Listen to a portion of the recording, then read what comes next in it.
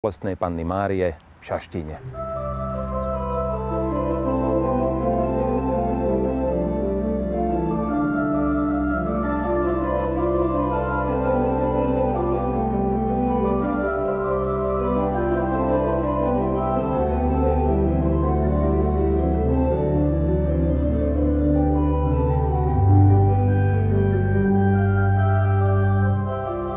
Sedembolestná Panna Mária je patronkou nás, všetkých Slovákov, a to od 2. apríla 1927, kedy ju za patronku Slovenska vyhlásil svätý otec Pius XI.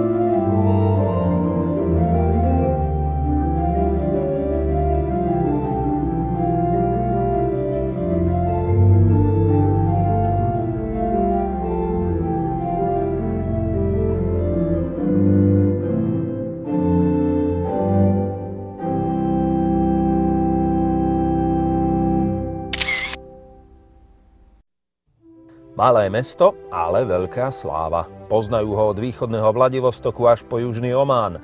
Dokonca aj kačice na váhu sú tu len tak na návšteve. Na jar priletia a na zimu zasa odletia, ako niektorí kúpeľní hostia. Za to korytnačky sú tu ako doma. Sú v kúpeľoch, tak sa kúpu. Sú v najvychýrenejších, najznámejších a najväčších kúpeľoch na Slovensku.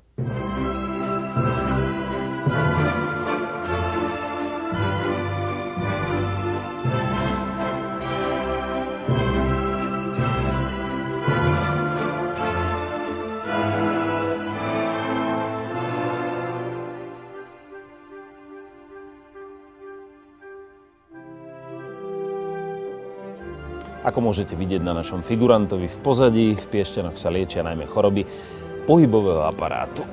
Jaj.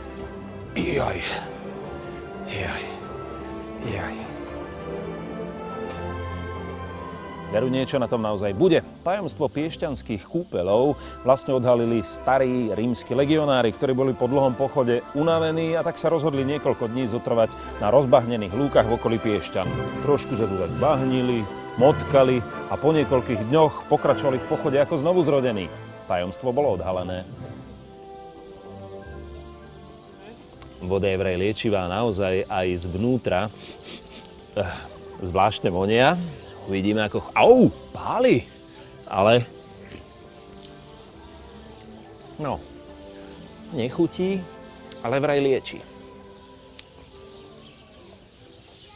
Tak tento údaj vám hádam stačí na to, aby ste pochopili, že toto už priamo ochutnávať nebudem. Jazyk nemám azbestový, ešte ho budem potrebovať na to, aby som vám napríklad ukázal Napoleónove kúpele, jedny z najstarších kúpeľov vôbec tu v Piešťanoch. Napoleónove nie sú náhodou, ale preto, lebo sa tu doliečovali kedysi vojaci napoleonských vojsk.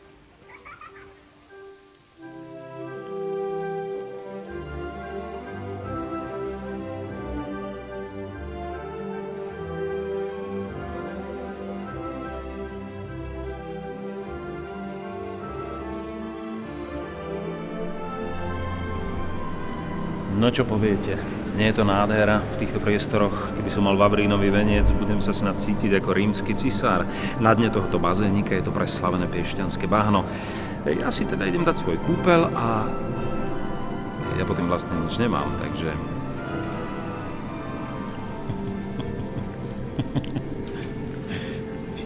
Ako ste asi správne pochopili, ten bazén nemá dno. Vlastne celá budova je síce postavená na základoch, ale je, tak povediac, bezodná, aby ste mali k dispozícii to samotné piešťanské bahno. No, ja sa vlastne liečím a keď s tým skončím, tak môžem ísť spokojne takto strašiť piešťanské deti do mesta.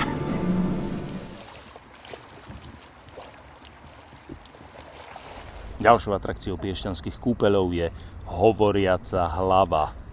Iba vám chcem povedať, že ten bazén za mnou, externý bazén, má teplotu 34 stupňov, takže je to perfektná pohodička aj v zime.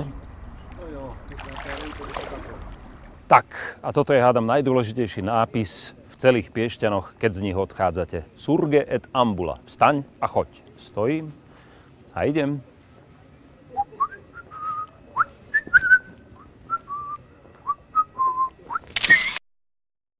V Piešťanoch sa môžete zrekreovať rôzne, môžete sa vybahniť, môžete zrelaxovať, ale môžete si aj zašportovať, a to na veľmi peknom golfovom ihrisku. Ja viem, golf je hra gentlemanov a asi takýto outfit k tomu nepatrí. Dajte mi sekundu.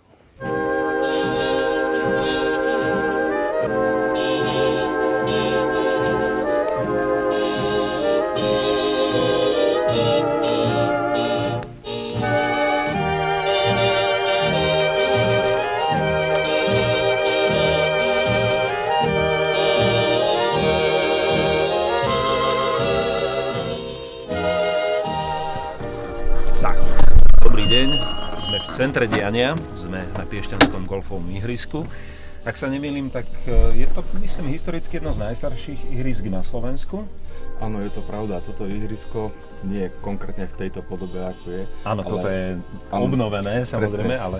Čiže to pôvodné ihrisko bolo založené a vybudované zakladateľom tohto celého areálu aj kúpeľov vlastne Ludovíkom Winterom v roku 1914. A vlastne 26.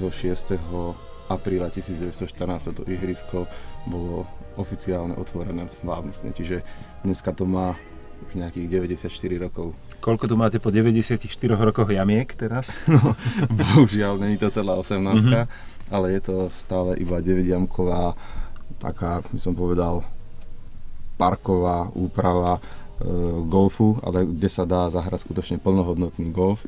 A samozrejme máte svojich členov klubu, tí tu veselo hrajú, môžu si prísť zahrať aj členovia iných klubov, pravda, že kúpeľní hostia. Jediná podmienka na to, aby človek mohol ísť hrať na ihrisko, je, aby mal takzvanú zelenú kartu. Není o to, že by sme ho nechceli pustiť na to ihrisko, ale človek sa ani bicyklovať nemôže ísť bez toho, že by sa bicyklovať vedel. Ani za volant nepustíme niekoho, kto nemá vodičák. Presne tak. Čiže máme tu svoju akadémiu, svojich profesionálnych trénerov, ktorí vedia týmto hráčom vlastne pomôcť a uviezť ich do toho golfu. A na základe toho ich potom pustíme na ihrisko. Ja už teda zelenú kartu mám, môžem skúsiť jeden odpal u vás? Samozrejme, milé rád, nech sa páči. Ďakujem.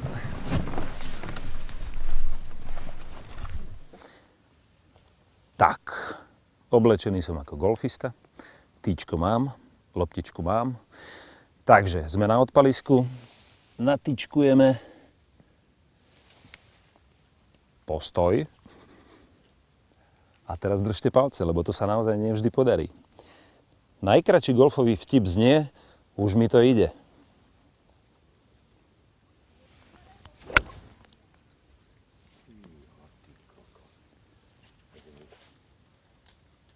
Voda. To si točil? Celý deň sa motáme po záhori, chcelo by to trošku zrelaxovať. Čo takto v kúpeloch? Smrdáky. Povesť vraví, že tieto miesta kedysi dávno objavil túlavý pastier, ktorý si v náramne zapáchajúcej vode začal močiť svoje nohy a tým si ich uzdravil. Táto zvesť sa veľmi rýchlo rozšírila a ľudia začali minerálne pramene vyhľadávať.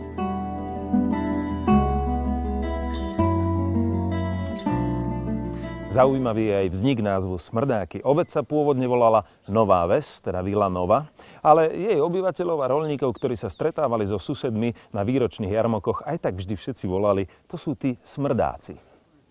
Pramene Jozef I a Jozef II sú považované za najkoncentrovanejšiu sírnu vodu v strednej Európe. Sírne bahno sa vyznačuje jemnou štruktúrou a je bohato presýtené sírnou minerálnou vodou. Mimochodom, tieto kúpele sú zamerané najmä na liečbu kožných chorôb.